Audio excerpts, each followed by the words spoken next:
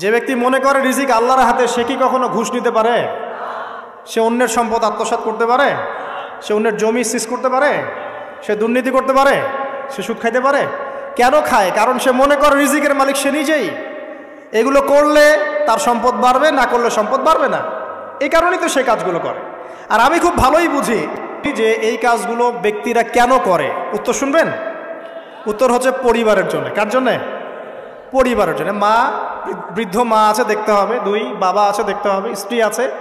আর স্ত্রী মাশাআল্লাহ একদম ফ্যামিনিস্ট, তার চাহিদা পূরণ করতে তার হিমশিম খেতে হয়। হ্যাঁ, একটা শাড়ি নেবে 20,000, ঠিক আছে? স্ত্রীর চাহিদা অনেক, গহনাগাটির অনেক চাহিদা। আর না দিলে তো আবার সমস্যা, বাসায় গেলে তো মানসিক টর্চার সেলে রেখে দিবে। এখনকার বেশিরভাগ পুরুষই কিন্তু নির্যাতনের শিকার। এখনকার বেশিরভাগ পুরুষ কিন্তু নির্যাতনের শিকার। ম্যাক্সিমাম বাসায় গিয়ে দেখবেন টর্চার, এক একটা রিমান্ডের সেলের মতো, বুঝছেন? এবং এটা 7 দিন 5 দিন 7 দিনের রিমান্ড না, এটা লাইফ টাইম রিমান্ড, মানে পুরো জীবন ধরে এই রিমান্ড চলবে। তো এই যে সমস্যা, তা কার কার জন্য করি? পরিবার, সন্তান, পিতা মাতা, আত্মীয় স্বজন, এগুলোর জন্য। কিন্তু একটা কথা শোনেন আমার, আমরা যখন মারা যাব না, আমরা মারা গেলে পরে 40 দিন তারা আমাদেরকে মনে রাখবে কিনা সন্দেহ আছে। এই যে আমাদের অনেক আত্মীয় স্বজন মারা গেছে না, বছরে একটা বারও কি কবরস্থানে কেউ গিয়েছে? বা হয়তো যায়, মৃত্যুবার্ষিকী ওই দিন যায়, তাই না? দেখেন আমরা কিন্তু আস্তে আস্তে ভুলে গিয়েছি তাদেরকে, আমরা ব্যস্ত হয়ে গেছি। ঠিক একইভাবে তারাও আমাদেরকে ভুলে যাবে। এই জন্যে আমি বারবার আপনাদেরকে মনে করে একটা কথা, আমার জীবন থেকে উপলব্ধি করি একটা কথা, যে একমাত্র আল্লাহ ছাড়া এই পৃথিবীতে এবং পরকালে আমাদের আপন বলে কেউ নাই। বাকি সবাই সবার স্বার্থের জন্য আছে। মানুষের অবস্থানকেই মূল্যায়ন করে, মানুষের অবস্থানকেই মূল্যায়ন করে। আল্লাহ রাব্বুল আলামিন আপনার ভিতরটাকে ভালোবাসেন। দেখেন, আপনি যখন নামাজ পড়েন নাই, আল্লাহ পাক কিন্তু আপনাকে ধ্বংস করে দেন নাই। আল্লাহ পরম করুণাময় আপনাকে হেদায়েত দিয়ে নামাজি বানিয়ে দিয়েছে। জীবনে অনেক পাপ করেছেন, ইনস্ট্যান্ট আল্লাহ পাক শাস্তি দিতে পারতেন, আল্লাহ পাক দেন নাই। আল্লাহ আপনাকে ভালোবাসেন, আল্লাহ আমাকে ভালোবাসেন। আল্লাহ পাকের এই ভালোবাসার ঋণটা শোধ করার জন্য হলেও নামাজি হয়ে যান, আল্লাহর পথে ফিরে আসেন, দিনের জন্য কিছু করেন, দিনের ফিকির করেন, পড়াশোনা করেন। প্রিয় ভাইরা, আল্লাহ পাক তৌফিক দান করুন।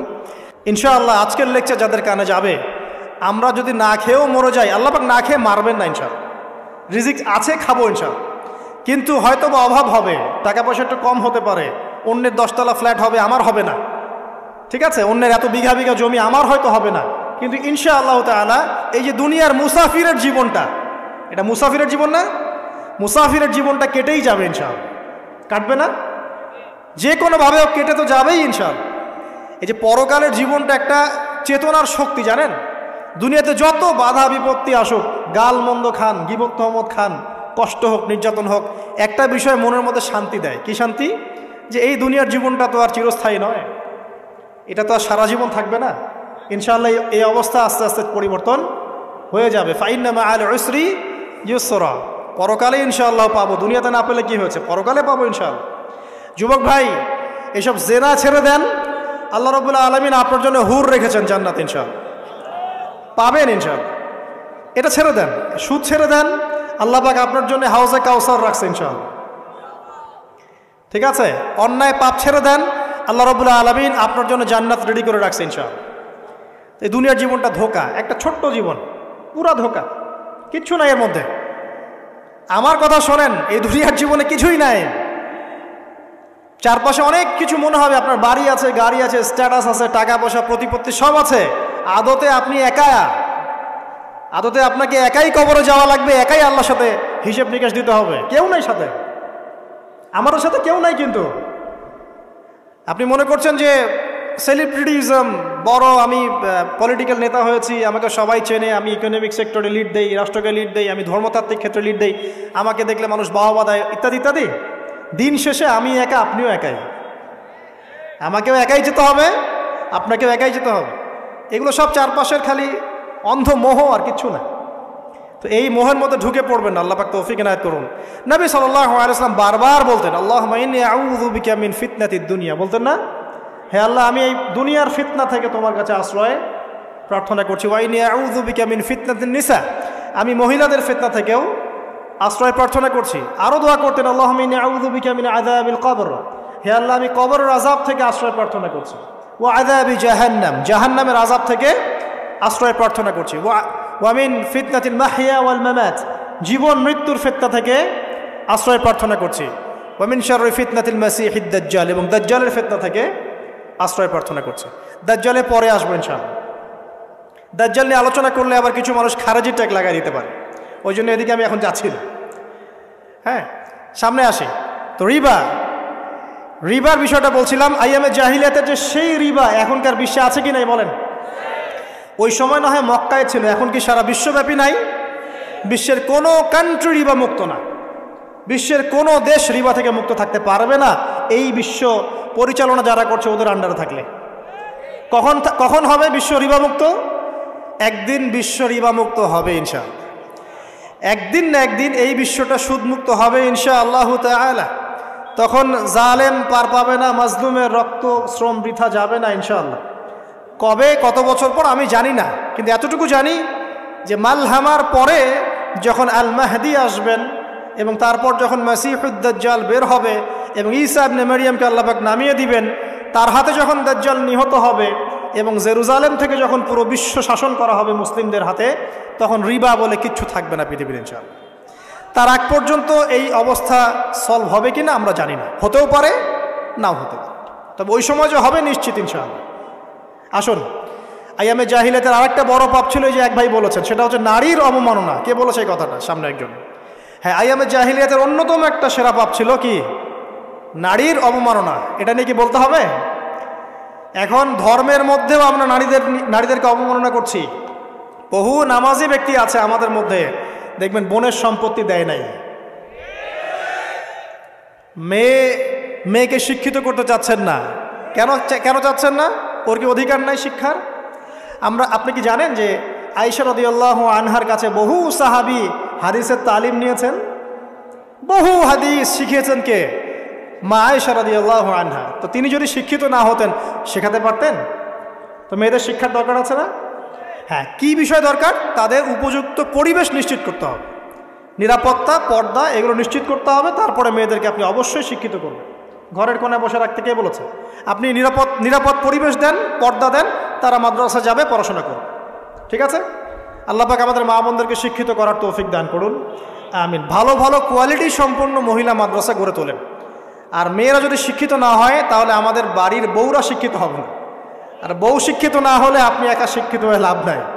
তখন ওই যে বললাম টর্চার সেল, ওই টর্চার সেলে ঢুকতে হবে আর কি। কথা বুঝতে পারছেন না? আগে বিয়ে শাদী করেন, বুঝবেন ইনশাআল্লাহ। আর যারা করেছেন তারা অলরেডি হাসছে যে মিটমিট করে দেয়। ঠিক আছে? আচ্ছা, সামনে আসেন। দেখেন মেয়েদের অবমাননা কিভাবে দেখাবো।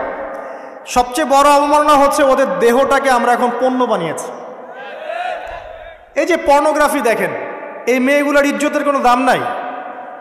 মানে তাদের দেহটাকে একটা ব্যবসার সামগ্রী বানানো হয়েছে। এবং আমি একটা লেকচার দিয়েছিলাম ঢাকায়, নীল দর্পণ, দেখবেন অনলাইনে আছে। ওখানে আমি স্ট্যাটিস্টিক দেখিয়েছি যে সারা বিশ্বে এই যে আমেরিকায় শুধুমাত্র $12 বিলিয়ন ব্যবসা করে পর্ন দিয়ে। এটা একটা ব্যবসা, একটা ইন্ডাস্ট্রি। যেমন ফিল্ম ইন্ডাস্ট্রি আছে, তারপরে গানের ইন্ডাস্ট্রি আছে না, এরকম একটা ইন্ডাস্ট্রি হচ্ছে এই পর্ন ইন্ডাস্ট্রি। এখানে সবাই অ্যাক্টর অ্যাক্ট্রেস, এরা হচ্ছে অভিনেতা অভিনেত্রী। এখানে যা দেখানো হয় এগুলো কিন্তু রিয়েল না, বাস্তব না, সব ফেক। এবং এটা একটা ইন্ডাস্ট্রি, এর মধ্য দিয়ে মেয়েদের দেহটাকে পণ্য বানিয়ে সারা বিশ্বে ব্যবসা করছে। এবং এর একটা অন্যতম উদ্দেশ্য হচ্ছে মুসলিম যুবকদের ঈমান যেন নষ্ট করা যায়। কারণ মুসলিম যুবকদের ঈমান চলে গেলে তারা নিশ্চিন্ত যে ওদের পথে আর কেউ বাধা নাই। কারণ ওদের এই জুলুমের পথে বাধা যদি কেউ দিতে পারে তাহলে কারা দিবে? মুসলিমরা। আর মুসলিমদের মধ্যে সবচেয়ে শৌর্য বীর্য কাদের মধ্যে থাকে? যুবকদের মধ্যে। তো যুবকদের ঈমান যদি চলে যায় তাহলে এদের আর কোনো সমস্যা নাই। তো এই বিষয়টা খেয়াল করবেন যে এটা একটা ইন্ডাস্ট্রি। সো এখানে আমরা মেয়েদের দেহটাকে আমরা কি বানিয়েছি? পণ্য বানিয়ে দিয়েছি। আর এখন তো চলছে কাপড় খোলা সংস্কৃতি। প্রত্যেকটা সেক্টরে আপনি গিয়ে দেখবেন মেয়েদের ইজ্জত, সম্মান, আব্রুটাকে উন্মুক্ত করে এটাকে দিয়ে আমরা বিজনেস করছি আর কি। এটা একটা বিজনেস। এখানে সমাধান কি? সমাধান আয়েশা রাদিয়াল্লাহু আনহা। সমাধান কে? সমাধান ফাতিমা রাদিয়াল্লাহু আনহা। সমাধান কে? সমাধান খাদিজা রাদিয়াল্লাহু আনহা। আমাদের মা, আমাদের বোন, আমাদের স্ত্রীদেরকে তাদের মতো করে মানুষ করতে হবে, গড়ে তুলতে হবে ইনশাআল্লাহ। দেখবেন নারীর সত্যিকারের সম্মান নিশ্চিত হবে ইনশাআল্লাহ। ইসলাম কি কখনো বলেছে যে মেয়েরা কাজ করতে পারবে না, পড়াশোনা করতে পারবে না ইত্যাদি? এই নাস্তিকরা তো ঠুনকো যুক্তি দিয়ে আক্রমণ করে। কে বলেছে? সমস্যা এমন ইসলামিক স্টেট আছে যেখানে একটা স্টুডিও, মনে করি স্টুডিও, ছবি তোলা হয়, কথার কথা, সেখানে সব কর্মী মহিলা, কোনো পুরুষ নাই। একটা মাদ্রাসা, সমস্ত কর্মী মহিলা, কোনো পুরুষ নাই। একটা স্কুল, সবাই মহিলা, কোনো পুরুষ নাই। ওখানে মেয়েরাই পড়ে, মেয়েরাই শেখায়। জায়েজ না? না জায়েজ? তাহলে পরিবেশ নিশ্চিত করাটা হচ্ছে চ্যালেঞ্জ। ইসলাম বলছে না যে আপনি তাকে একদম মানে অজ্ঞ করে রেখে ঘরের কোণে ফেলায় রেখে দেন, তাকে আপনি পড়াশোনাও শেখাবেন না, সম্পত্তির অধিকারও দিবেন না, কিছুই না। এগুলো ইসলাম কখনো বলেনি। বলেছে? আরে বোকা মানুষ, রাসূলুল্লাহ সাল্লাল্লাহু আলাইহি ওয়াসাল্লামের সময় তো মহিলা সাহাবীরা উহুদের যুদ্ধ করেছে। কি শুনলেন? রাসূল সাল্লাল্লাহু আলাইহি ওয়াসাল্লামের সময় মহিলা সাহাবী উহুদের যুদ্ধও করেছে। উহুদের যুদ্ধের নাম শুনেছেন? ওখানে মহিলা সাহাবীও ছিল তীরন্দাজ। তাহলে মহিলারা কি করে নাই নবীর যুগে? খাদিজা রাদিয়াল্লাহু আনহা যত বড় ব্যবসায়ী ছিলেন, এখন এত বড় ব্যবসায়ী পাবেন? কোনো মেয়ে আছে এত বড় ব্যবসায়ী? উসমান রাদিয়াল্লাহু আনহু যত বড় বিজনেসম্যান ছিলেন, এখন এত বড় বিজনেসম্যান আছে? তো কি ছিল না সেই স্বর্ণযুগে? ওই স্বর্ণযুগের সুন্নতি আমাদেরকে আমল করতে হবে। আল্লাহ পাক তৌফিক এনায়েত করুন, আমিন। প্রিয় মা ও বোনেরা, পর্দা ছাড়বেন না। আপনাদের জন্য 4টা কাজ: স্বামীর আনুগত্য করা, লজ্জাস্থানের হেফাজত করা, আপনার 5 ওয়াক্ত সালাত ঠিকঠাক মতো আদায় করা এবং রমজান মাসে সাওম রাখা। নবীজি বলেছেন সাল্লাল্লাহু আলাইহি ওয়াসাল্লাম, জান্নাতের যে কোনো দরজা দিয়ে ইচ্ছা আপনি প্রবেশ করতে পারবেন। আপনার জন্য সহজ। আর স্বামীর আনুগত্য বলতে আমি বুঝাইনি স্বামীর দাসত্ব করতে হবে, এটা বলিনি। এখনকার কিছু ফ্যামিলিস্ট মেয়ে আছে, ওরা আনুগত্য শব্দ মনে হয় যে দাসত্ব মনে হয়। আনুগত্য কি? স্বামী কোরআন সুন্নাহর অনুকূলে কোনো কথা বলেছে, আপনি মানবেন। স্বামী বলছে পর্দা করো, তোমাকে ভালোবেসে বলছি তুমি পর্দা করো, তুমি আমার অনেক প্রিয় একজন মানুষ, তুমি বেপর্দায় বাইরে যাবা, লোকজন দেখবে, কেমন হয়? ঠিক আছে, তোমাকে তো আমিই বিয়ে করেছি, তুমি আমার মানুষ, তোমাকে দেখবে কেন? ঠিক আছে, তো এখন স্বামী ভালো কথা বলেছে, আপনি শুনলেন, এটা আনুগত্য। আর ওই স্বামী যদি বলে আসো তো আমার কলিগরা এসেছে, ওকে খাবার সার্ভ করতে হবে, আসো খাবারটা পরিবেশন করো, এখন আপনি বেপর্দা হয়ে আপনার স্বামীর কলিগের সামনে খাবার পরিবেশন করতে শুরু করলেন, এটা কি আনুগত্য করতে হবে? এটা তখন আপনি আনুগত্য করবেন না। সিম্পল, কোরআন সুন্নাহর অনুগত কাজে আপনি স্বামীর আনুগত্য করবেন, বিপরীতে গেলে আপনি করবেন না। স্বামীর আনুগত্য মানে স্বামীর দাসত্ব নয়। আর এই হাদিসটা আপনি কেন ভুলে যান যে আল্লাহ রাসূল সাল্লাল্লাহু আলাইহি ওয়াসাল্লাম বলেছেন, আল্লাহ ছাড়া যদি কাউকে সেজদা করা যেত, সম্মান বুঝাচ্ছেন, আল্লাহ ছাড়া যদি কাউকে সেজদা করা জায়েজ হতো, আমি মেয়েদেরকে বলতাম যেন স্বামীকে সেজদা করে। কেন? কারণ আপনাকে রেসপন্সিবিলিটি, আপনার খাবার, আপনার ফুড, আপনার শেল্টার, আপনার মানে পুরো দায় দায়িত্ব নিজের হাড় ভাঙা পরিশ্রম দিয়ে, জীবনের ঝুঁকি নিয়ে স্বামী আপনার জন্য করে। সে আপনার সম্মান পাওয়ার যোগ্য তো? সে কি আপনার সম্মান পাওয়ার যোগ্য নয়? আপনি যদি সম্মানের হক আদায় না করতে পারেন তাহলে আপনি অকৃতজ্ঞ। আর অকৃতজ্ঞ মেয়ে কখনো জান্নাতে যাবে? একটা হাদিসে আছে, বেশিরভাগ মেয়ে জাহান্নামে যাওয়ার অন্যতম কারণ হচ্ছে তারা স্বামীর সাথে কুফুরি করে। কি করে? মানে সারা জীবন স্বামী ভালোবেসে যায়, ভরণ পোষণ দিয়ে যায়, সব চাহিদা পূরণ করে যায়, একদিন দেখবেন কথা কাটাকাটি হয়েছে, ওই দিন বলে বসবে যে তোমার কাছে আমি কিচ্ছু পাই নাই সারাদিন।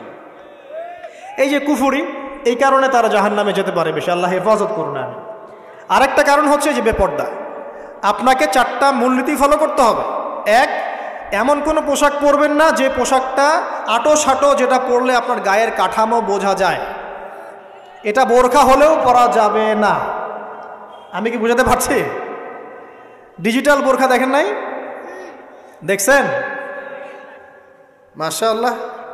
আর কারা কারা দেখছেন? এদিকে চোখ বেশি যায় না? আচ্ছা, এমনি দেখা যায়, চোখ দিতে হয় না, এমনি দেখা যায়। ডিজিটাল বোরখা চলবে না, ডিজিটাল বোরখা চলবে না। আমার মত, এটা আমি মত দিচ্ছি, আমি আল্লাহর রাস্তায় সময় দিয়েছি অনেক দিন, এবং এখানে যে পর্দাটা শেখানো হয় এরকম পর্দা আমি অন্য কোথাও দেখিনি। এত চমৎকার পর্দা শেখানো হয়। কারা কারা সময় লাগিয়েছেন? 3 দিন 7 দিন সময় দিয়েছেন কারা কারা? বেশিরভাগই দেন নাই, সমস্যা নাই। দিতে হবে, আমি বাধ্যতামূলক বলিনি আপনাকে, বলেছি এখানে পর্দা শেখানো হয়, চমৎকার পর্দা শেখানো হয়, যে এখানে চোখটা পর্যন্ত তাদের ঢেকে রাখার তালিম দেওয়া হয়। যাই হোক, যেখানেই শেখেন অ্যাটলিস্ট পর্দাটা শিখলেই হলো। এমন পোশাক হবে না যেই পোশাকটা আটো যেটা পরে আপনার গায়ের কাঠামো বোঝা যায়। 2 নম্বরে এমন পোশাক পরা যাবে না যেই পোশাকটা পরলে বাহির থেকে ভিতরের অঙ্গ দেখা যায়। দেখেছেন? দেখেন নাই? দেখছেন হুজুর? আচ্ছা, আপনারা তো সব দেখেন দেখি। তারপরে 3 নাম্বার, এমন পোশাক পরা যাবে না যেটা অমুসলিমদের সাথে সাদৃশ্য আছে। কথা বুঝতে পারছেন?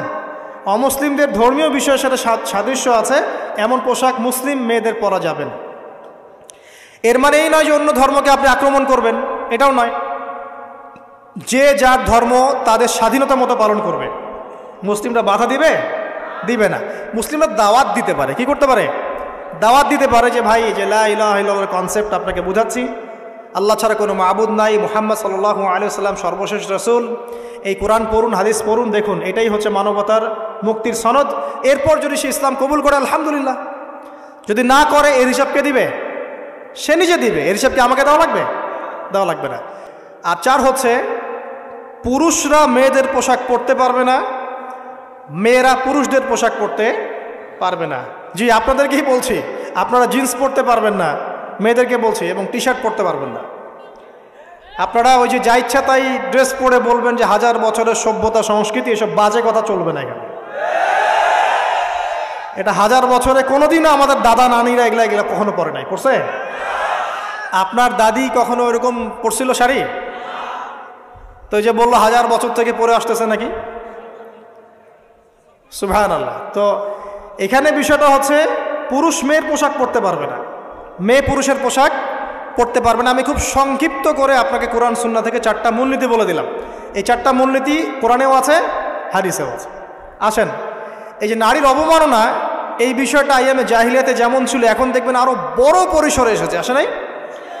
এই যে ফ্যাশন শো, দেহের প্রদর্শনী, বিভিন্ন ফিল্মস দেখবেন, ফিল্ম ইন্ডাস্ট্রিজে দেখবেন, মিউজিকে দেখবেন, পর্নে দেখবেন, মেয়েদের দেহটাকে নিয়ে ব্যবসা করা হচ্ছে। আগে তো না হয় কন্যা সন্তান হলে জীবন্ত পুঁতে ফেলতো নাকি? এখন যদি গর্ভের বাচ্চা মেয়ে জানে, অনেকে আগেই মেরে ফেলে। এমন অনেক দেশ আছে, আমি নাম বলছি না দেশের সঙ্গত কারণে, যে সেই দেশে এরকম মেয়ে সন্তানকে এই যে খালাস করে ফেলার, নষ্ট করে ফেলার, ভ্রূণ নষ্ট করার আলাদা ক্লিনিক আছে, আলাদা হসপিটাল আছে। বলে নাউজুবিল্লাহ। তো আসলে ওই 1450 বছর আগের মানুষটা বেশি বর্বর ছিল না আমরা বেশি বর্বর? এই যে অধিকারের কথা বলে বলে আমরা মেয়েদের দেহটাকে নিয়ে এখন মস্করা করছি, তামাশা করছি। সবচেয়ে সেরা অধিকার কোথায় পাবে? কোরআনে পাবে, হাদিসে পাবে, ইসলামে পাবে। তার পর্দা নিশ্চিত হবে, দেহ সেফ থাকবে, তার ইজ্জত নিশ্চিত হবে, ইজ্জত সেফ থাকবে, তার সম্মান সেফ থাকবে, তাকে রাজরানীর মতো স্বামী বাসায় রাখবে, কারণ সে হচ্ছে তার কাছে সবচেয়ে মূল্যবান প্রিয় বস্তু। শুধু তাই নয়, সম্পত্তির অধিকার তাকে দিতে হবে। একজন মেয়ে তার ভাইয়ের সম্পত্তি পাবে, তার বাবার সম্পত্তি পাবে, তার স্বামীর সম্পত্তি পাবে, সব দিক থেকে সে সম্পত্তি পাবে। আর একজন ছেলে কিন্তু সব দিক থেকে সম্পত্তি পাবে না। তো এই বিষয়গুলো যখন এক শ্রেণীর মানুষ বোঝে না, তখন ইসলামের বিরুদ্ধে অহেতুক প্রোপাগান্ডা চালানো শুরু করে। সবচেয়ে সেরা সম্মান রক্ষার উদাহরণ দেয়া হয়েছে ইসলামে, কোরআনে এবং হাদিসে। এই কথাটা আপনাদের মা বোনদেরকে বোঝাবেন, তবে নম্রতার সাথে বোঝাবেন, কারণ উচ্চবাচ্য করলে তারা কথা শুনবে না। আর আল্লাহ রাসূল সাল্লাল্লাহু আলাইহি ওয়াসাল্লাম বলেছেন, কিছুটা বাঁকা হাড় দিয়ে তাদেরকে তৈরি করা হয়েছে। যদি আপনি শক্ত করে চাপ দিতে যান তাহলে ভেঙে যাবে, আর যদি আপনি ওই অবস্থায় ছেড়ে দেন তাহলে বাঁকাই থেকে যাবে। এখানে আপনাকে হিকমা অবলম্বন করতে হবে। আল্লাহ পাক তৌফিক দান করুন। একটা বিষয় বলছিলাম, ওই যে শিরকের পাপ এখন গ্লোবালাইজেশন হয়েছে না, ওই সুদের পাপ এখন গ্লোবালাইজেশন হয়েছে না। গ্লোবালাইজেশন বোঝেন? মানে বিশ্বায়ন, পুরো বিশ্বে ছড়িয়ে পড়েছে না। আর একটা হচ্ছে এই যে মেয়েদের অবমাননা, এটা সারা বিশ্বে ছড়িয়ে পড়ে নাই। আচ্ছা, আর দুটা বলবো, এরপর বলে আমি শেষের দিকে যাচ্ছি। আসেন, একটা হচ্ছে মাদক। আইয়ামে জাহিলিয়াতের অন্যতম সেরা পাপ ছিল কি? মাদক। ওই যে বলছেন জাহিলি যুগ, কেন বলছেন জাহিলি যুগ? বিকজ ওইখানে মাদক খেত মানুষ বেশি। এখন বলেন, ওখানে না হয় মক্কায় মাদক খেত মানুষ, এখন সারা বিশ্বে মাদক ছড়িয়ে পড়ে নাই? বেশি না কম? এখন এই যে নতুন নতুন মাদক আসছে, ইয়াবা, আরও নাকি কি কি আসছে নতুন নতুন, আমরা নামও জানি না। এই যে গাজার নাম জানি, ফেন্সিডিলের নাম জানি, আর কি কি আছে, হিরোইন বলেন আর দু একটা, আফিম, আর কি আছে, হ্যাঁ রেন্ডি, সুবহানাল্লাহ, এই নামও কখনো শুনি নাই আমি। আচ্ছা শোনেন শোনেন, বিষয়টা হচ্ছে দেখুন, এই বিষয়টা কি হালাল না হারাম? আচ্ছা, এটাকে যদি আমরা হালাল করে নেই তাহলে কি হবে, কুফরি হবে না শিরক হবে? শিরক কুফর দুটোই হচ্ছে। কিন্তু এখন মক্কার কিছু মানুষ মাদক খেয়েছে বুঝলাম, আল্লাহ রাব্বুল আলামিন ধাপে ধাপে এখান থেকে বের করেছেন। প্রথমে বলেছেন মদ খেয়ে নামাজের ধার কাছে যেও না, হ্যাঁ, তারপরে বলেছেন এই যে মাদকে কিছুটা উপকার আছে কিন্তু বেশি ক্ষতি, তারপর বলেছেন খেয়ে নামাজের কাছে যেও না, তারপর ধাপে ধাপে শেষের দিকে এসে আল্লাহ পাক বলেছেন যে এটাকে ছেড়ে দাও। সূরা মাইদায় পড়ে দেখেন, এটা শয়তানের কাজ। তখন সাহাবায়ে কেরাম রাদিয়াল্লাহু আনহুম পুরোপুরি মাদক থেকে নিজেদেরকে মুক্ত করলেন। এরপরে কি কখনো তারা মাদক ছুঁয়েও দেখেছেন? বরং মাদক দ্রব্য সেবন করলে 40টা লাঠি বেত্রাঘাত করতে হয়, ইসলামিক শাস্তি। কয়টা লাঠি? আর ওমর রাদিয়াল্লাহু আনহুর সময়ে 40 লাঠিকে বাড়িয়ে 80 লাঠি করা হয়েছে। কত লাঠি? 80 লাঠি। কিন্তু আরও একটা পাপের শাস্তি আছে, বলবো? অপবাদ, এখন যেটা বেশি দেয়া হয়, অপবাদ, মিথ্যা অপবাদ, সতীসাধী নারীর উপরে মিথ্যা অপবাদ, এর শাস্তি হচ্ছে 80 লাঠি। আবার 100 লাঠির শাস্তি আছে, 100 লাঠি। এটা কিসের জানেন? জিনা। জিনা, এই যে যারা করছেন, এর শাস্তি হচ্ছে 100 লাঠি, তাও জনসমক্ষে দিতে হবে, গোপনে না। আর 1 বছরের জন্য এলাকা ছাড়া করতে হবে। রজম একটা শাস্তি আছে, রজম। এটা কি? রজম মানে পাথর নিক্ষেপ করে হত্যা। এটা তো বর্বর, তাই না? কোনো বিবাহিত ব্যক্তি যদি জেনা করে, নাউজুবিল্লাহ, কোনো ছেলে যদি কোনো ছেলের সাথে যৌন সম্পর্ক করে, সমকামী করে, বা এটাকে যেটা গে মানে যেটা কি বলে, সমকামিতা, ঠিক আছে, এই কাজ যদি কেউ করে, নোংরা কাজ যদি কেউ করে, কোনো মেয়ে যদি কোনো মেয়ের সাথে এরকম কোনো কাজ করে, একই পাপ। এইসব পাপ করলে পরে এই পৃথিবীতে বেঁচে থাকার অধিকারটা সে হারিয়ে ফেলে। কথা কি বুঝতে পারছেন?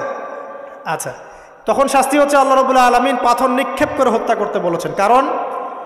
কারণ হচ্ছে সে এত গর্হিত একটা কাজ করেছে যেটা এই শাস্তি পাওয়ার সম্পূর্ণ যোগ্য। এবং কওমে লূত নামে যে কওম ছিল, ওই কওমটাকে আসমানে উঠিয়ে আল্লাহ পাক পাথর বর্ষণ করে এভাবেই শেষ করে দিয়েছে। জর্ডান একটা দেশ আছে না, জর্ডান, জর্ডানের পাশে ডেড সি নামে একটা জায়গা আছে, ডেড সি, মৃত সাগর। ওইখানে সাদুম নামে একটা গোত্র থাকতো। কোন গোত্র? সাদুম। ওই সাদুম গোত্র এরকম সমকামী ছিল। আল্লাহ রাব্বুল আলামিন লূত আলাইহিস সালামকে পাঠিয়েছিলেন, তারা হেদায়েতের বাণী শোনে নাই। আল্লাহ পাক ওদেরকে আসমানে উঠিয়ে পাথর নিক্ষেপ করে উল্টা দিকে দাফন করে দিয়েছে। নাউজুবিল্লাহ। তো কিছু কিছু পাপ আল্লাহ পাক সহ্য করেন না, আল্লাহ পাকের আরশ কেঁপে ওঠে। এই পাপগুলো সেরকম পাপ। কথা বুঝতে পারছেন? তো এই যে জিনা, পর্নোগ্রাফি, ব্যভিচার, পরকীয়া, এগুলোর মধ্য দিয়ে আমরা নারীর অবমাননা করছি না? এবং ধর্মের মাধ্যমেও মাঝে মাঝে করছি, যখন আমরা ধর্মের নামে মেয়েদের অধিকার দিচ্ছি না। অনেকেই সম্পত্তির অধিকার দিচ্ছেন না, অনেকেই শিক্ষিত করছেন না, অনেকেই আরও যৌতুক নিচ্ছেন না, যৌতুক নিচ্ছেন না অনেকেই। যে বিয়ের সময় যৌতুক নেয়, এটা তো মেয়ের উপর, মেয়ের পিতার উপর টর্চার করা, সম্পূর্ণ হারাম, সম্পূর্ণ হারাম।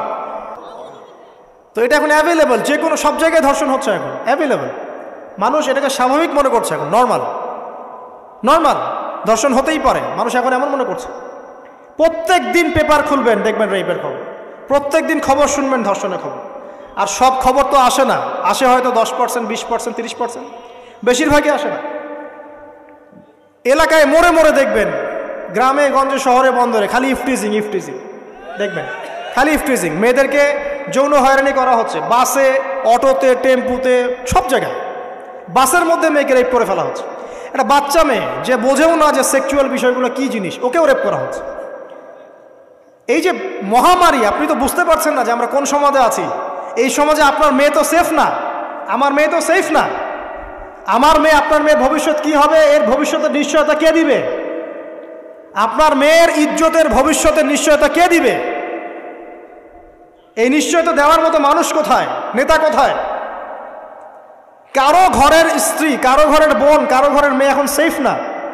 যে কোনো দিন যে কোনো জায়গায় যে কোনো দুর্ঘটনা হতে পারে, বাসে, ট্রাকে, ট্রেনে, অটোতে, সব জায়গায় হতে পারে। আর এগুলোকে আমরা প্রমোট করছি, এখন নগ্নতাকে প্রমোট করছি, পর্নকে প্রমোট করছি। এই নগ্নতা, পর্ন, এসব দিয়ে মানুষের মাথাটাকে পুরো জানোয়ার বানিয়ে ফেলা হয়েছে। পর্ন দেখাতে দেখাতে ছেলেদের মাথাটাকে জানোয়ার, পশু বানিয়ে ফেলা হয়েছে। এরা এখন বোঝে না যে মেয়ে কি জিনিস, মা কি জিনিস, বোন কি জিনিস, তাও বোঝে না। ভাই বোনের সাথে জেনা করেছে, চাচাতো বোন চাচাতো ভাইয়ের সাথে জেনা করছে, চাচাতো ভাই ফুফাতো বোনের সাথে জেনা করছে। রংপুরের খবর শুনলাম যে মায়ের সাথে ছেলেও জেনা করেছে। নাউজুবিল্লাহ। এগুলো কেন হচ্ছে? এই মহামারী কেন হচ্ছে? কি সমাধান দিবে? সমাধান ইসলামে ছিল, আমরা নেই নাই। সমাধান হচ্ছে, প্রথম সমাধান অশ্লীলতার মহামারী বন্ধ করতে হবে, পর্দা নিশ্চিত করতে হবে, পর্নোগ্রাফির সমস্ত সাইটগুলো বন্ধ করে ফেলতে হবে। কথা না বললে কাজ হবে কিভাবে?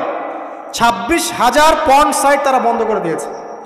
যখন সমাজের মানুষ পর্ন দেখতে দেখতে পশু হয়ে গেছে, আপনি বাইরে এই যে আলখাল্লা টুপি দাঁড়িয়ে পরে ঘুরলে লাভ আছে?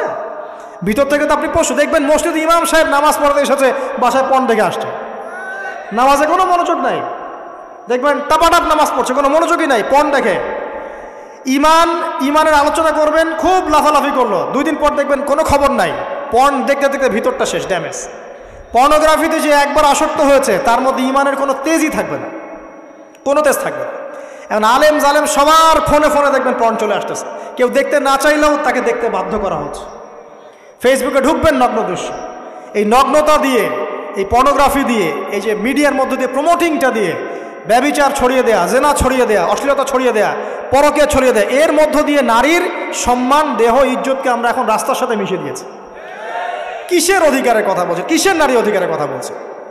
খালি ডিগ্রি সার্টিফিকেট অর্জন করতে পারলেই অধিকার হয়? আমার তো ইজ্জতই ঠিক থাকলো না, আমার অধিকার কোথায় থাকলো? একটা সার্টিফিকেট অর্জন করার জন্যে কলেজের মেয়েদেরকে বড় বড় নেতার বেডরুমে ঢুকানো হচ্ছে, দেখেন নাই? তো একটা সার্টিফিকেট অর্জন করতেই হবে আমাকে, নিজের ইজ্জত বিক্রি করে দিয়ে হলেও আমার সার্টিফিকেট অর্জন করতেই হবে। লাথি মারি এসব পড়াশোনার পিছনে, দরকার নেই আমার পড়াশোনা। হচ্ছে বাসায়, এলাকায় এলাকায় মহিলা মাদ্রাসা করেন, মাদ্রাসায় মেয়েদেরকে পড়ান। আমি খুব দুঃখের সাথে বলছি, অনেক মাদ্রাসাতেও এরকম ঘটনা কিন্তু ঘটেছে না? এখানে একটা কথা আমরা পরিষ্কার করতে চাই, সেটা হলো যে পাপী, রেপি, ধর্ষণী, সে আলেম করুক আর জালেম করুক, ইমাম করুক আর জালেম করুক, ফাসেক করুক, সবাইকে সমান শাস্তি নিশ্চিত করতে হবে। আর শাস্তি হবে দৃষ্টান্তমূলক, যেন আরো 10 জন দেখে শিক্ষা নেয়। ওই যে ইসলামে আছে না হাত কেটে ফেলা, কি কারণে বলেন তো? কারণ সবাই যখন দেখবে এই যে খুঁটির সাথে বেঁধে একটা চোরের হাত কেটে ফেলা হয়েছে, এলাকার সব মানুষ দেখেছে, চুরি বাড়বে না কমবে? নিশ্চিত চুরি কমে যাবে ইনশাআল্লাহ। তো এই যে নারীর অবমাননার ওই যুগের চেয়ে এই যুগে বেশি না কম? আপনি ভালো করে আল্লাহর নূর দিয়ে দেখেন। আমি প্রথমে বলেছি, শুধু বাইরের চোখ দিয়ে দেখলে সব বুঝতে পারবেন না আপনি। আল্লাহ পাকে নূর দিয়ে দেখেন, কোরআন সুন্নাহর গভীর জ্ঞান দিয়ে দেখেন, দেখবেন ওই জাহিলিয়াতের চেয়ে 1000 গুণ বেশি জাহিলিয়াত এখনকার বিশ্বে চলছে। আল্লাহ পাক আমাদের মা বোনদের ইজ্জত হেফাজত করুন, তাদের সম্মান হেফাজত করুন। আমরা দোয়া করি আল্লাহ পাক তাদেরকে উচ্চশিক্ষায় শিক্ষিত করুন, নিরাপত্তা নিশ্চিত করুন। কেউ যদি ওদের দিকে খারাপ চোখ তুলে তাকায়, আল্লাহ পাক সেই চোখকে যেন ধ্বংস করে দেন। আল্লাহ পাক তাদের ইজ্জতের প্রতি যদি কেউ খারাপভাবে হাত বাড়ায়, তাদের শাস্তি যেন নিশ্চিত করার তৌফিক আল্লাহ পাক আমাদেরকে দান করে। আল্লাহ পাক আমাদের মা বোনদেরকে মহামূল্যবান মনে করে আমাদেরকে হেফাজত করার তৌফিক দান করুন, আমিন। আর তাদেরকে যারা নগ্ন করতে চায়, আল্লাহ পাক এদেরকে ধ্বংস করে ছেড়ে দিন, আমিন। আল্লাহ পাক বলেছেন, যারা চায় মুমিন মুসলিমদের সমাজে অশ্লীলতা ছড়িয়ে পড়ুক, দুনিয়া এবং আখিরাত উভয় জাহানে আল্লাহ পাক এদেরকে ধ্বংস করবেন। আপনাদের কি কখনো গায়ে কখনো ফোড়া হয়েছে? কার কার গায়ে ফোড়া হয়েছে বলি, হাত তুলেন। আচ্ছা, কেমন ব্যথা? ফোড়া ফেটে গেলে কি বের হয়? রক্ত আর পুঁজ বের হয়, তাই তো? একটা হাদিস পড়েছি, রাসূলুল্লাহ সাল্লাল্লাহু আলাইহি ওয়াসাল্লাম বলেন সাল্লাল্লাহু আলাইহি ওয়াসাল্লাম, যে জাহান্নামে আমাকে মেরাজের রাতে জাহান্নাম দেখানো হয়েছে। মেরাজের রাতে আমাকে জাহান্নাম দেখানো হয়েছে। তো সেখানে আমি দেখলাম যে কিছু মানুষকে এই জাহান্নামীদের রক্ত আর পুঁজ খেতে দেয়া হচ্ছে। মানে আল্লাহ জানেন কেমন করে রক্ত আর পুঁজ পান করতে দেয়া হচ্ছে। কারণ জাহান্নামে পিপাসা লাগবে না, ক্ষুধা লাগবে না, ক্ষুধা লাগবে। খাবার খেতে চাইলে জাক্কুম, আর পানি খেতে চাইলে হামিম, গরম উত্তপ্ত পানি, আর এই যে রক্ত আর পুজ, রক্ত আর পুজের একটা মিশ্রণ খেতে দেওয়া হচ্ছে। তো নবী সাল্লাল্লাহু আলাইহি ওয়াসাল্লামকে সাহাবীরা পরে জিজ্ঞাসা করলেন, ইয়া রাসূলুল্লাহ, কোন পাপের কারণে তাদেরকে এই শাস্তি দেওয়া হচ্ছে? নবী করিম সাল্লাল্লাহু আলাইহি ওয়াসাল্লাম বললেন, তাদেরকে এই শাস্তি দেওয়া হচ্ছে একটা পাপের কারণে, সেটা হলো মাদক দ্রব্য সেবন করা। আর ওই পানি, ওটার নামও নবীজি বলে গেলেন, তার নাম হচ্ছে তিনাতুল খাবাল। কি নাম? তিনাতুল খাবাল। এই তিনাতুল খাবাল মানে জাহান্নামীদের রক্ত এবং পুজ, এটা খেতে দেওয়া হচ্ছে মাদকদ্রব্য সেবনকারীদের জন্য। আল্লাহ রাসূল সাল্লাল্লাহু আলাইহি ওয়াসাল্লাম বলেছেন, কোনো ব্যক্তি যদি মাদক সেবন করে তার 40 দিনের নামাজ কবুল হবে না। সে যদি আবার তওবা করে ফিরে আসে, আল্লাহ পাক মাফ করে দিবেন ইনশাআল্লাহ। যদি আবারও মাদক খায়, আবার 40 দিনের নামাজ কবুল হবে না। তারপর যদি আবার তওবা করে, আবার আল্লাহ মাফ করে দিবেন ইনশাআল্লাহ। তারপর যদি আবার মাদক খায়, আবার 40 দিনের নামাজ কবুল হবে না। তারপর যদি আবার তওবা করে, আবার আল্লাহ মাফ করে দিবেন। তারপরে যদি আবার মাদক খায়, তখন আল্লাহ রাব্বুল আলামিন তাকে তিনাতুল খাবাল পান করান। প্রিয় ভাইরা, আপনারা মুসলিম না? আমরা মুসলিম না? মুসলিম যুবকদের সবচেয়ে সেরা অস্ত্র হচ্ছে ঈমান এবং নৈতিকতা। অন্যরা জাহিলিয়াতের স্রোতে ভেসে যাক, মুসলিম তরুণরা কখনো জাহিলিয়াতে যাবে না ইনশাআল্লাহ। আমার সাথে ওয়াদা করেন যে কোনো প্রকার মাদক দ্রব্যের সাথে সংশ্লিষ্ট থাকবেন না। একটা সিগারেটেও কখনো টান দিবেন না। কারণ সিগারেটটা কি? সিগারেট আপনাকে আস্তে আস্তে অন্য মাদকের দিকে নিয়ে যাবে। সিগারেট খাওয়া শিখেছিস, এখন গাঁজাও খা। গাঁজা খাওয়া শিখলে এখন ওটা খা, এই করতে থাকবে। এক পর্যায়ে আপনি এখান থেকে আর বের হতে পারবেন না। এখানে আপনার দেহের ক্ষতি, আপনার মস্তিষ্কের ক্ষতি, আপনার পরিবারের ক্ষতি। এমন আপনি যদি পরবর্তীতে গিয়ে পরিবার গঠন করতে চান, আপনি সুখী পরিবারও গঠন করতে পারবেন না, কারণ ভিতর থেকে আপনি নিজেকে শেষ করে ফেলেছেন। দুইটা ভয়ঙ্কর পাপের কথা বলে দেই। এই দুইটা পাপে যারা আসক্ত হয়ে আছে, তারা তওবা করে ফিরে আসলে পরেও সারা জীবন তাদেরকে এটা সাফার করতে হবে। কথা বুঝতে পারছেন না? তওবা করে ফিরে এসেছেন মনে করেন, তারপরেও আপনাকে সারা জীবন এই পাপের ফলটা ভোগ করতে হবে। এক, মাদকদ্রব্য দীর্ঘদিন সেবন করেছেন, তওবা করেছেন, ফিরে এসেছেন, আল্লাহ হয়তো মাফ করে দিয়েছেন, আল্লাহ পাক মাফ করে দিয়েছেন, বাট আপনি আপনার দেহের যে ক্ষতিটা করে ফেলেছেন, এটা পোষাতে পারবেন না। এক নাম্বার। দুই, তখন আপনি যদি বিয়ে করেন, আপনি স্ত্রীকে সন্তুষ্ট করতে পারবেন না। হ্যাঁ। দুই নাম্বার হচ্ছে এই যে গোপনে যুবকরা যে পাপটা করে, মাস্টারবেশন, যেটাকে আমরা বলি হস্তমৈথুন, এই পাপ যেসব যুবকরা করছে বা করে, এবং অ্যাভেলেবেল এই পাপটা সবাই করে, কারণ এখন পর্নের যুগ। পর্ন দেখলে তো আর কোনো উপায় নাই, তখন তো এই পথেই যেতে হচ্ছে, নিজের উপরে নিজেকে জুলুম করতে হচ্ছে। যারা হস্তমৈথুন অভ্যস্ত হয়ে গেছে, এরা যদি তওবা করে ফিরেও আসে, শরীরের যে ক্ষতিটা হয়েছে এটা পূরণ হবে না কখনো। দেখেন, আমার মতো বয়সে, আমার চেয়ে প্রায় 10 বছর বয়স আগেই তারেক বিন জিয়াদ স্পেন জয় করেছিল। আমার যে বয়স এখন চলছে 30 পার হয়ে গেছে, এর চেয়ে আরও প্রায় 10 বছর আগে মুহাম্মদ বিন কাসিম এই সিন্ধু জয় করেছিল। এখন যে ইসলাম আপনি ভোগ করছেন, এটা তাদের ফল, তাদের এই জিহাদের ফল। তো এখন আমাদের এই যে 20 বছর 30 বছরের যুব সমাজের দিকে তাকায় দেখেন, একবার তাকায় দেখেন, চেহারাগুলো একটু দেখেন, চেহারা দেখেন, এক একটা চেহারা দেখেন, চেহারায় নূর নাই, নষ্ট হয়ে গেছে, নামাজ নাই, চোখগুলো বসে যাচ্ছে, কারণ সারা রাত জেগে থাকছে। ওই যে টিকটক টিকটক টিকটক সারা রাত, হ্যাঁ, সারা রাত ফোনে, সারা রাত গল্প গুজব।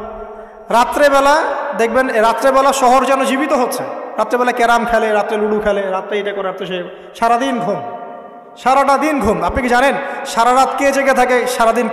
সারা রাত কে ঘুমায় আর সারা দিন কে জেগে থাকে? সারা রাত জেগে থাকে কুকুর, এবং সারাদিন ঘুমায় কুকুর। আর দেখবেন আপনি বিড়ালকে দেখবেন, ও কিন্তু রাত্রে ঘুম, এবং দিনের বেলা সে অ্যাক্টিভ। পাখিকে দেখবেন, পাখি সন্ধ্যা হলো একদম ঘরে, যেই সূর্য ডুববে পাখি একদম ঘরে, দেখেন না, পাখি ঘরে। আর যেই ফজর হবে পাখি বের হয়ে গেল। আর আল্লাহ রাসূল সাল্লাল্লাহু আলাইহি ওয়াসাল্লাম হয়তো বা এই কারণেই, আল্লাহ ভালো জানেন, তিনি বলেছেন এমন কিছু মানুষ জান্নাতে যাবে যাদের মনটা হবে পাখির মতো। সুবহানাল্লাহ। দেখেন পাখি কি করে, একদম সন্ধ্যা হলো ঘরে ঢুকে গেল, যেই ফজর হবে একদম ফজরের আগে আগে সে বের হয়ে গেল। তো পাখির মতো হওয়ার চেষ্টা করেন, পাখির মতো লাইফস্টাইলে আসেন, এবং সে সারাদিন পরিশ্রম করে রিজিকের জন্য, করে না? আল্লাহ পাক পাখিকে রিজিক দেন কি চাকরির মধ্য দিয়ে না ব্যবসার মধ্য দিয়ে? কিভাবে সে রিজিক পায়? তাওয়াক্কুল, তাওয়াক্কুল, আল্লাহর প্রতি তাওয়াক্কুল। আর তাওয়াক্কুল করে কি সে ঘরে বসে থাকে না রিজিক সার্চ করে, রিজিক তালাশ করে? আপনিও রিজিক তালাশ করেন, আল্লাহ পাক রিজিক দিবে ইনশাআল্লাহ। প্রিয় যুবক ভাইরা, আল্লাহর ওয়াস্তে তওবা করেন। যারা যারা মাদকদ্রব্যের সাথে সংশ্লিষ্ট আছেন বা থাকার সম্ভাবনাও ছিল, এর ধার কাছেও যাবেন না। ওয়াদা করছেন তো? এবং গোপন পাপে লিপ্ত হবেন না, গোপন পাপে লিপ্ত হবেন না। আপনি যৌবনকে ধরে রাখেন, ইনশাল্লাহ দেখবেন আপনি সারা জীবন এনজয় করতে পারবেন ইনশাল্লাহ। কিন্তু যদি এখন নিজেকে শেষ করে ফেলেন, এখন নিজেকে শেষ করে ফেললে আপনি বিয়ে করলে পরেও দেখবেন আপনি পস্তাচ্ছেন। ওই যে কলিকাতা হারবালে যেতে হবে, তখন মডার্ন হারবালে দৌড় দিতে হবে। আর সব হারবাল টারবাল খেয়ে লাভ হয় না। কারণ কি? কারণ আল্লাহ প্রদত্ত যে নেয়ামত সেটা আপনি নষ্ট করে ফেলেছেন। এখন এইটা আর আপনি ক্ষতিপূরণ দিতে পারবেন না। অতএব জীবনটাকে সিরিয়াসলি নেন। মুসলিম তরুণ যুবকদেরকে উদ্দেশ্যে বলছি যে আপনারা কায়িক পরিশ্রম করেন, কায়িক পরিশ্রম করেন। 5 ওয়াক্ত সালাতটা আল্লাহর ওয়াস্তে নামাজে মসজিদে এসে পড়েন। বেশি কিছু করতে বলছি না ভাই, আমার কথা শোনেন, বেশি কিছু করতে বলছি না। আল্লাহর ওয়াস্তে 5 ওয়াক্ত নামাজটা মসজিদে পড়েন, পারবেন না? আচ্ছা, ডেইলি 10টা পৃষ্ঠা করে কোরআন তেলাওয়াত করেন, পারবেন? আল্লাহ তৌফিক দান করুন। ডেইলি 2-4 টাকা করে সদকা করেন, পারবেন? আচ্ছা, প্রত্যেক দিন কিছু দাওয়াতি কাজ করেন। আমর বিল মারুফ, সৎ কাজের আদেশ করবেন, নাহি আনিল মুনকার, অসৎ কাজে নিষেধ করবেন। পারা যাবে ইনশাআল্লাহ। আপনি হালাল রিজিকের একটা সন্ধান খোঁজার চেষ্টা করেন, পারবেন ইনশাআল্লাহ। পড়াশোনায় নিজেকে ব্যস্ত রাখেন, লেখাপড়ায় নিজেকে ব্যস্ত রাখেন। যদি এর পাশে আপনি সময় পান, আমি বলবো আপনি খেলাধুলা করেন। যদি সময় কিছু বের করতে পারেন, কায়িক কিছু পরিশ্রম করেন, প্রয়োজনে কিছু কসরত করেন, জিম করেন, খেলাধুলা করেন। তারপরেও পড়নে যায় না, তারপরেও গার্লফ্রেন্ডের পিছনে সময় নষ্ট করেন না, তারপরেও যে টিকটক, ফেসবুক, ইউটিউব নিয়ে পড়ে থাকেন। ওগুলোর চেয়ে খেলাধুলা করা অনেক ভালো আছে। অ্যাটলিস্ট আপনি ফিজিক্যালি ফিট থাকবেন। অনেকে বলতে পারে যে এটা না করলে হয়, এটা বাজে কাজ, সময় নষ্ট। আমি মনে করি এখনকার যুবকরা যেসব পথে সময় নষ্ট করছে, এর চাইতে অ্যাটলিস্ট খেলাধুলা করলে ভালো ছিল। একটা সময় ছিল না, আজকে থেকে 10 বছর আগে প্রচুর খেলা হতো না? ক্রিকেট হতো, ফুটবল হতো, এই ব্যাডমিন্টন হতো শীতকালে, তাই না? খেলার লিপ্ত থাকলে কিন্তু আমাদের মধ্যে একটা হৃদ্যতা, একটা বন্ড তৈরি হতো, একটা বন্ড। আমরা অনেক টুর্নামেন্ট খেলতাম না? এখন দেখবেন কিচ্ছু নাই, সব বন্ধ, খালি ফোন, সারাদিন কি ফোন। এটা আরও কি ডেঞ্জারাস না? এভাবে তাদের ফিজিক্যাল বডিটা নষ্ট হচ্ছে, মেন্টাল স্ট্রেংথটাও নষ্ট হচ্ছে। এর চেয়ে বরং তারা যদি কোনো কসরত করে, এটা অনেক ভালো হবে। এটা আমার মত, এটা আমি কোরআন সুন্নাহ থেকে কোনো কথা বলছি না। আল্লাহ পাক বোঝার তৌফিক দেখ। শেষ কথা হলো যে আইয়ামে জাহিলিয়াতের আরেকটা নির্মম বর্বরতা ছিল হচ্ছে গোত্রীয় দ্বন্দ্ব। কি ছিল? গোত্রীয় দ্বন্দ্ব।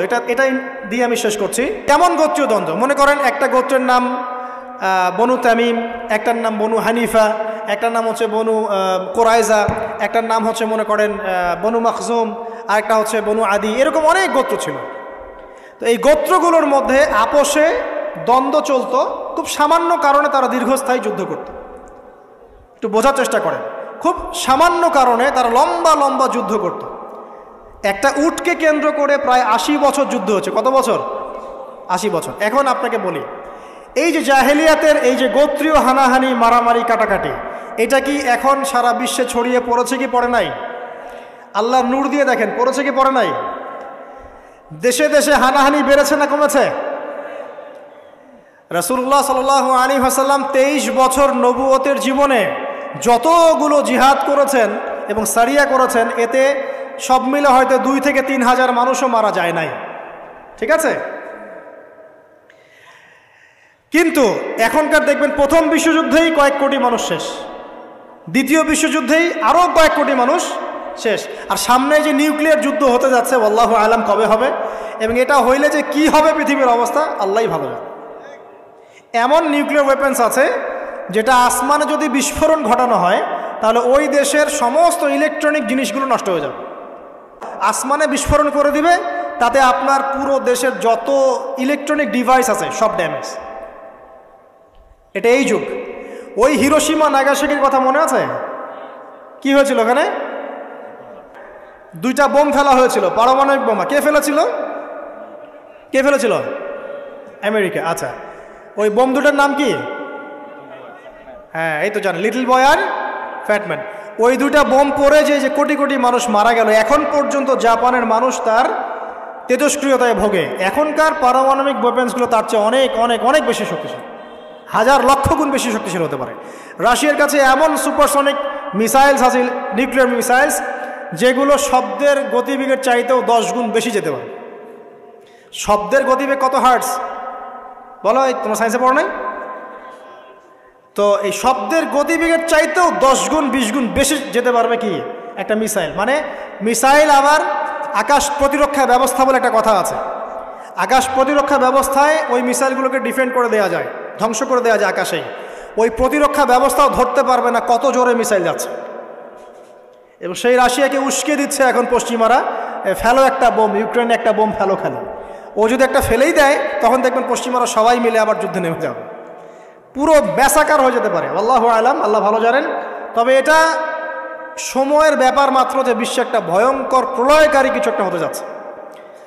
বলবো যে ভবিষ্যৎবাণী করে বেড়াচ্ছে। ভবিষ্যৎবাণী করি নাই, আপনার বর্তমান সম্পর্কে জ্ঞান নাই বলেই বর্তমানকে আপনার ভবিষ্যৎ মনে হয়। বর্তমান সম্পর্কে জ্ঞান অর্জন করেন, দেখবেন সঠিক বুঝতে পারবেন। নিউক্লিয়ার যুদ্ধের দ্বার প্রান্তে তো যেটা বলছিলাম, যে এই যে গোত্রীয় হানাহানি দেখেন ছড়িয়ে পড়েছে, আর এই হানাহানিকে উস্কে দিচ্ছে কারা?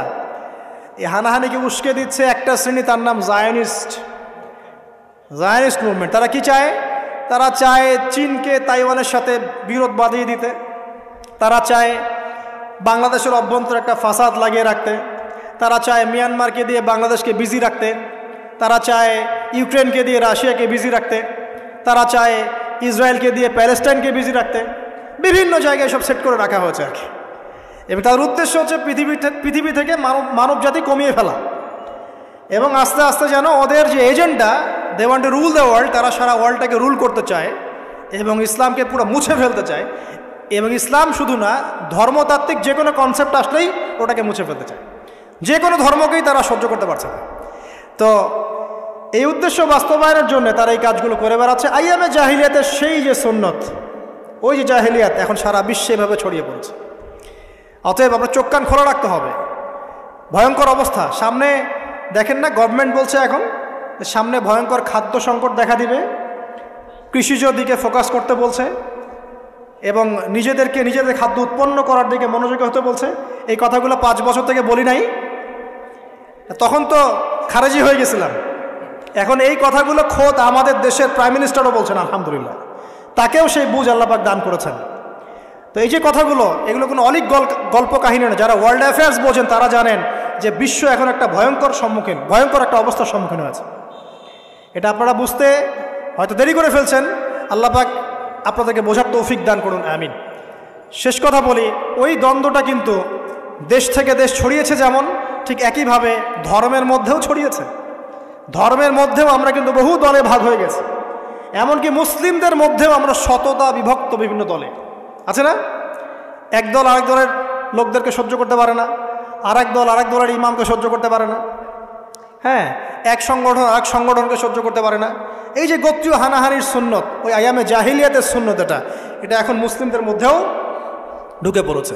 তো প্রিয় ভাইরা, দেখুন, আমি এক কথায় বোঝাতে চাইলাম যে জাহিলি যুগ আপনি যেটাকে বলছেন, আইয়ামে জাহিলিয়াত যেটাকে বলছেন, যে কারণে বলছেন, ওই কারণগুলো প্রত্যেকটা কারণ এখনকার বিশ্বে মজুদ আছে। শুধুমাত্র স্বল্প পরিসরে না, এখন বড় পরিসরে মজুদ আছে। অতএব আপনাকে যদি আইয়ামে জাহিলিয়াতুল আকবার বলে কোনো বিশ্বকে রিকগনাইজ করতে হয়, তাহলে এখনকার বিশ্বকে করতে হবে। অতএব এই ওয়ার্ল্ড অ্যাফেয়ার্সটাকে বোঝেন, জাহিলিয়াতটাকে বোঝেন। এই জাহিলিয়াত থেকে উত্তরণের জন্যে সমাধান কে দিয়েছিল বলেন? ইসলাম কি সমাধান দেয়নি? ইসলাম সমাধান দিয়েছে, কোরআন সমাধান দিয়েছে। রাসূলুল্লাহ সাল্লাল্লাহু আলাইহি ওয়াসাল্লাম 23 বছরের মধ্যেই সমস্ত জাহিলিয়াতকে দূর করে দিয়েছেন, দেন নাই? বলেন, 23 বছর পর কি মক্কায় শিরক ছিল? বলেন, 23 বছর পর কি মক্কায় সুদ ছিল? 23 বছর পর কি মক্কায় জেনা, এই যে আপনার ব্যভিচার, এই যে আপনার মাদক, এই যে গোত্রীয় হানাহানি, নারীর অবমাননা, এগুলো ছিল? তাহলে একজন মহামানব তিনি 23 বছরের মধ্যেই পুরো সমাজটাকে সংস্কার করে ফেললেন না? সেই রাসূল সাল্লাল্লাহু আলাইহি ওয়াসাল্লামের সুন্নত কি মরে গেছে? সেই আল্লাহ কি মরে গেছেন? নাউজুবিল্লাহ। সেই আল্লাহ পাকের নাজিলকৃত কোরআন এবং হাদিস কি মরে গেছে? তাহলে সেই আল্লাহ যদি জীবিত থাকেন, সেই রাসূলের আদর্শ যদি জীবিত থাকে এবং সেই কোরআন যদি এখনও মুসলিমদের হাতে থাকে, তাহলে এখনকার বিশ্বের জাহিলিয়াত আমরা ফেস করতে পারবো না? পারবো না ইনশাল্লাহ? পারবেন ইনশাল্লাহ? কি করবেন তাহলে? মোটা থেকে কয়েকটা কথা বলে শেষ করে দিই। 1 নাম্বার প্রিয় ভাই, জ্ঞান অর্জন করেন, প্রচুর পড়াশোনা করেন। জ্ঞান অর্জনের ক্ষেত্রে সাম্প্রদায়িক হবেন না, এতটুকু নিব এতটুকু নিব না, এর থেকে নিব ওর থেকে নিব না, এমন হবেন না। জ্ঞান যেখানে পাচ্ছেন নিতে থাকেন, আল্লাহ পাক আপনাকে নূর দিবে ইনশাআল্লাহ। আল্লাহ যখন আপনাকে নূর বা আলো দিবে তার পক্ষ থেকে, আপনি এমন কিছু দেখবেন যা অন্যরা দেখতে পারছে না। আপনি খিজির হয়ে যাবেন ইনশাআল্লাহ আলাইহিস সালাম। যে মুসা আলাইহিস সালাম বুঝতে পারছেন না কেন নৌকা ফুটা করছে, কেন বাচ্চাকে হত্যা করছে, আর কেন দেয়াল নির্মাণ করছে, কিন্তু খিজির আলাইহিস সালাম বুঝতে পারছেন কেন এগুলো করতে হচ্ছে। 2 নাম্বার প্রিয় ভাই, আপনার হায়াতটাকে মূল্যায়ন করেন।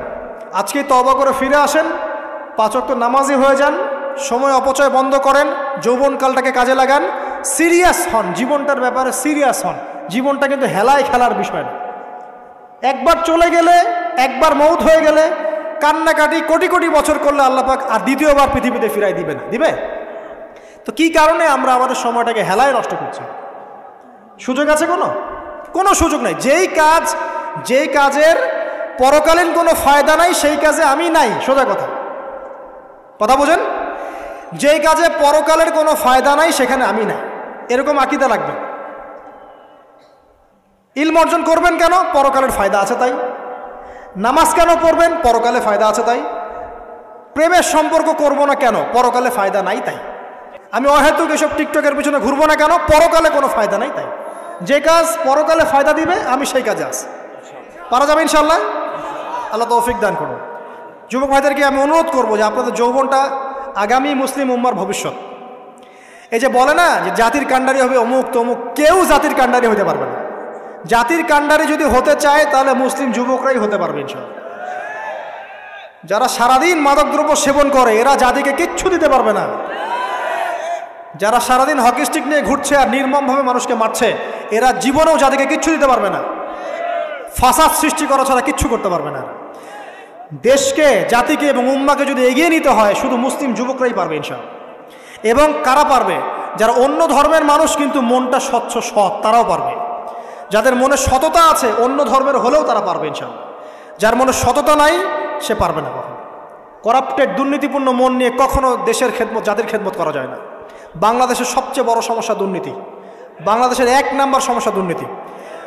দুর্নীতি যদি না থাকতো আর সমস্ত কালো টাকা যদি সাদা করা যেত, বাংলাদেশের মানুষকে আজকে না খেয়ে মরতে হতো না। 65% মানুষকে আজকে এই খাবারের সংকটে ভুগতে হতো না। সামনের দিনগুলো কঠিন হবে, ভয়াবহ হবে, এটা সবাই বুঝতে পারছে, হয়তো শুধু আপনারা পারছেন না। আল্লাহ পাক আপনাদেরকে বোঝার তৌফিক দান করুন, আমিন। সামনে যান, নিজের জীবনকে কাজে লাগান, যৌবনকে কাজে লাগান, একটা হালাল রিজিক সার্চ করেন। অল্প রিজিকে সন্তুষ্ট হয়ে যান, উচ্চাভিলাষী হবেন না। উচ্চাভিলাষী হওয়ার দরকার নাই, যতটুকু আসছে আলহামদুলিল্লাহ, এটুকুর মধ্যেই সন্তুষ্ট থাকেন, পারবেন ইনশাআল্লাহ। সামনে যাবেন, আদর্শ পরিবার গড়বেন, পরিবারের মধ্যে ইসলাম থাকবে। পরিবারের পিতা হবে ইব্রাহিম, পরিবারের সন্তান হবে ইসমাইল, পরিবারের স্ত্রী হবে হাজারা অথবা সারা আলাইহিস সালাম। দিনদার ছেলে নাই, বিয়ে নাই, দিনদার মেয়ে নাই, বিয়ে নাই। ওই যেটা আপনি মনে করছেন রূপ সৌন্দর্য হাবি যাবে, কিচ্ছু থাকবে না ভাই, কিচ্ছু থাকবে না। 1 বছর 2 বছর পরে সব শেষ। দিনদার স্ত্রী পাবেন, চোখ বন্ধ করে বিয়ে করে ফেলবেন। আর দিনদার স্বামী পাবেন, বিয়ে করে ফেলবেন। আমার স্বামী কত বড় ব্যাংকের চাকরি করে, কত বড় ডিগ্রি, কত বড় সার্টিফিকেট, এটা পরের ইস্যু। আগের ইস্যু হচ্ছে আমার স্বামী নামাজ পড়ে কিনা, এই লোক আমার স্বামী হতে যাচ্ছে, এর দাড়ি আছে কিনা, ইসলাম পালন করে কিনা, ইসলামের প্রতি ভালো ধারণা আছে কিনা, সে আমাকে পর্দায় রাখবে কিনা, এগুলো বড় জিনিস। পরিবার গড়ব ইসলামিক ভিত্তিতে, ইসলাম নাই, পরিবার নাই। এমনকি পরিবার গড়ার পরেও যদি দেখেন যে পরিবারের সদস্যদেরকে বোঝাতে বোঝাতে আপনি ক্লান্ত হয়ে যাচ্ছেন, পরিবারের সদস্যদেরকে দিন বোঝাতে আপনি ক্লান্ত, কিছুতেই দিন বুঝতে চায় না, আপনি আসহাবুল কাহাফ হয়ে যান, তাও ভালো। বুঝেন নাই? আপনি নিজের চটকায় তেল দেন, ওটা বাদ দেন, ওর কবরের হিসাব ওর উপর ছেড়ে দেন, আপনি ইব্রাহিম হয়ে যান, আপনি আসহাবুল কাহাফ হয়ে যান, তাও ভালো। ইসলাম নিয়ে কোনো কম্প্রোমাইজ নাই। পরিবারের সদস্যরাও যদি আল্লাহর পথে চলার ক্ষেত্রে প্রতিবন্ধকতা সৃষ্টি করে, বাদ দিয়ে দেন, দরকার নেই। আল্লাহর জমিন প্রশস্ত, আল্লাহর জমিন প্রশস্ত, আল্লাহর রিজিক প্রশস্ত ইনশাআল্লাহ। আল্লাহ পাক উত্তম আরো কিছু দিবেন আপনাকে ইনশাআল্লাহ তাআলা। খেয়াল রাখবেন, পরিবারের মধ্যে ইসলাম থাকতে হবে। এখানে কিন্তু আপনাকে কেউ বাধা দিবে না, এর কর্তা আপনি নিজেই।